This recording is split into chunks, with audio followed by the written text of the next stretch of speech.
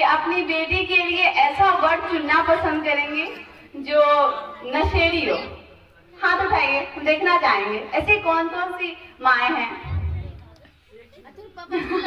एक भी नहीं है ना?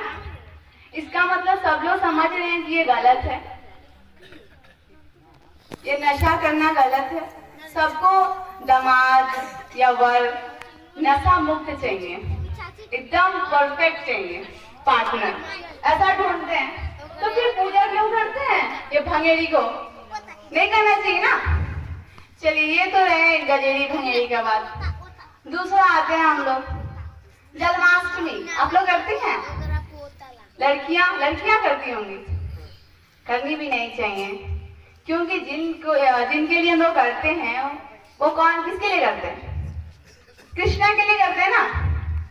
वो कितने शादियां किया? 16,000। वो कितने शादी किए? 16,000। अच्छा, कौन है ऐसी माँ है जो ऐसे लड़के के साथ शादी करना चाहेंगे? बहुत सारा शादी कर रखा हो, आप शादी कर दीजिएगा। लोग तो 2 शादी करके रखता है तो उसके साथ शादी नहीं करते, है ना? या शादी करके रखा हुआ है, वो दूसरा पत्नी लाएगा तो पहले वाले उसके जो फैमिली है केस कर देंगे ना। तो वो कैसे कर लिया शादी? नहीं, ऐसा नहीं है। संविधान बना है इसके लिए, इसके लोग विरोध भी करते हैं, केस करते हैं कि नहीं करते हैं? भाई मेरी बेटी जो शादी की हो एक ही रहनी चाहिए। है कि नहीं? तो वो भी गलत है, उसे भी पूछना नहीं चाहिए कि कोई भी नहीं चाहे कि एक लड़का के पास उतने सारी बीबियां हो, 2-4 बीबियां हो गई। कोई नहीं चाहेगा। ये रही उनके बारे में, ये भी खत्म। तो मेरे कहने का मतलब ये है कि पूजा पाठ में कुछ भी नहीं रखा हुआ है। लोग बीमार भी पड़ते हैं ना तो हम लोग डॉक्टर के पास ही जाते हैं कि नहीं जाते हैं? पूछने बैठने ही जाते हैं, नमस्कार क्या बोलते हैं, नमः शिवाय नहीं करते हैं। तब बताइए, आप इतनी समझदार हैं फिर भी क्या बताए और क्या? हे भगवान, अगर ठीक हो जाएंगे तो हम इतने लड्डू चढ़ाएंगे, यहाँ पे जाएंगे वहां पे जाएंगे, ये सब मन्नतें भी तो मान लेते हैं। मतलब ठीक किया डॉक्टर, अब बधाई देने निकल पड़े भगवान को। क्या मिठाई चढ़ाने उनको लिए चल दिए और डॉक्टर थोड़ा ज्यादा फीस मांग लिया है, भाई उसी पे बिगड़ जाएंगे इसे कैसे? है कि नहीं? लेकिन उससे ज्यादा खर्च जो है हम लोग कर देते हैं भगवान पे। भजन शुरू, पता नहीं क्या क्या शुरू हो जाते हैं, कीर्तन शुरू। महिलाएं क्या करती हैं? वो शिव चर्चा, बेटा के लिए मानने वाली। चर्चा तो करना ही पड़ेगा ना। ठीक किया डॉक्टर, और सारा क्रेडिट जो है, जितने भी बधाइयां वो क्या होते हैं, भगवान लेके चला जाता है। ये हो गई। अब आते हैं हम लोग शिक्षा पे। लोग शिक्षा को कहते हैं कि सरस्वती, कहते हैं ना, बाप रे, सरस्वती माता शिक्षा की देवी। वो माता है तो पिता कहाँ है? मतलब माता कैसे बना? यहाँ पे दुनिया में जितने भी सारे माताएं हैं, पिता तो है ही ना, सबके पिता होते हैं। माता है तो पिता भी होते हैं, पर यहाँ तो सरस्वती माता है पर पिता तो पता ही नहीं, वो तो लापता है। तो जब पिता नहीं है तो माता कैसे हो गई माता? और सरस्वती माता आई कहाँ से? वो कितने क्या बोलते, कितने सारे स्कूल खोली, कितने को पढ़ाई, आप सबको पता है? इनके बारे में पता है? मतलब जो बोल दिया कि सरस्वती माता विद्या की देवी है तो बस चलो ढिंडोरा पीट दिया, पर खुद से सवाल नहीं किए। इन्होंने पढ़ाया, कितने को पढ़ाया?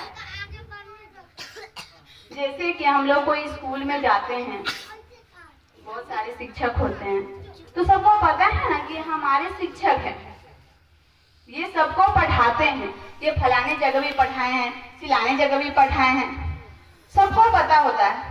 पर ये जो शिक्षा की देवी सरस्वती जी हैं, वो कितने स्कूल खोली हैं, कितने को पढ़ाई है, उनका जन्म कब हुआ, वो कब आई, वो माता कब बनी, पिता कहाँ है, ये सब सवाल नहीं करते खुद से।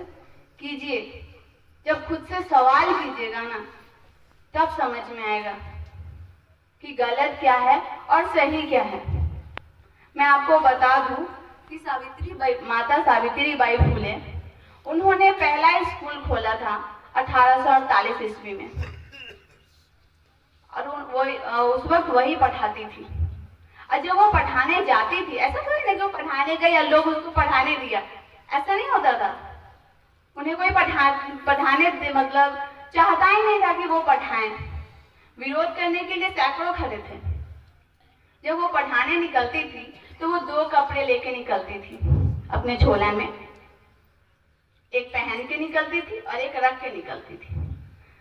मतलब वो जहाँ पे पढ़ाती थी वहां पहुंचते पहुंचते उनके कपड़े पूरे गंदे हो जाते थे।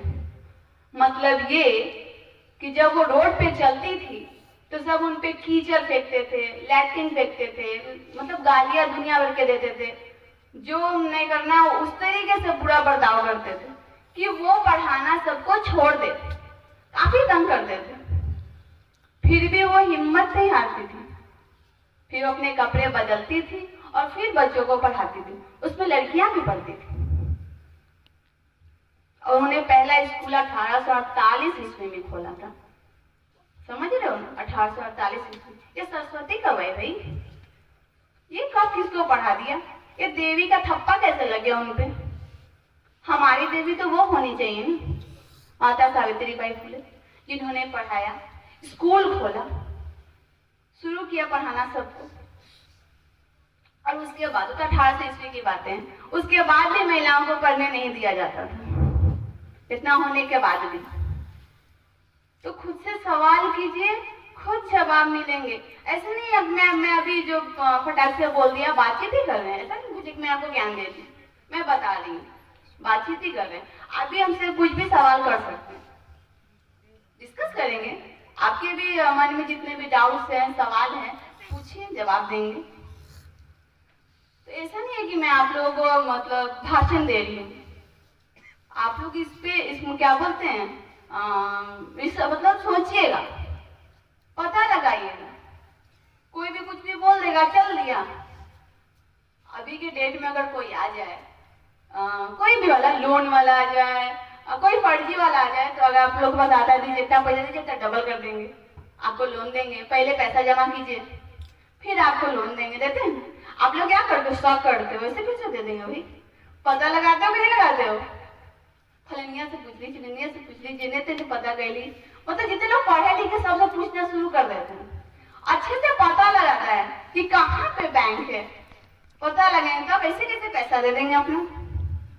इसी तरीके से इस सब चीज के लिए ना पता लगाइए, समझिए, सवाल कीजिए। कुछ भी बोल दिया मान लिए, बोलिए, आप लोग कुछ बोल रहे। तो आप लोग मेरी बात को ध्यान से सुने, उसके लिए धन्यवाद, तहे दिल से शुक्रिया करना चाहूंगी। तो जय भीम, नमो बुद्धाय। आप सबको एक बार जोर से बोलिए, कम से कम जय भीम, नमो बुद्धाय, मुझे ज्यादा अच्छा लगे। जय भीम, नमो बुद्धाय।